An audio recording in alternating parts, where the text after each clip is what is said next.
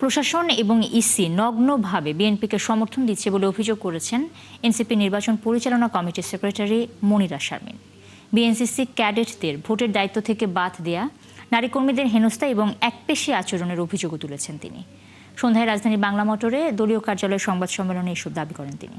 এ সময় এনসিপি নির্বাচন পরিচালনা কমিটির মুখ্য সমন্বয়কারী তারিকুল ইসলাম অভিযোগ করেন, ক্ষমতায় যেতে আওয়ামী লীগের সঙ্গে আঁতাত করেছে বিএনপি, তাই দেশের মানুষ নির্বাচনে তাদেরকে প্রত্যাখ্যান করবে।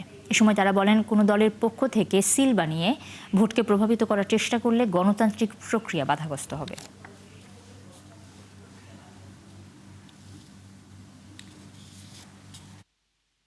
আগামী 12 ফেব্রুয়ারি নির্বাচনে আওয়ামী লীগ পরোক্ষভাবে তারা বিএনপিকে সমর্থন দিচ্ছে এবং বিএনপি তাদের ক্ষমতায় যাওয়ার সিঁড়ি হিসেবে আওয়ামী লীগকে ব্যবহার করছে। তো এখন এই যে একটি আওয়ামী লীগের সাথে যে আঁতাত, এটি তো গণঅভ্যুত্থানের সাথে একটি প্রতারণা।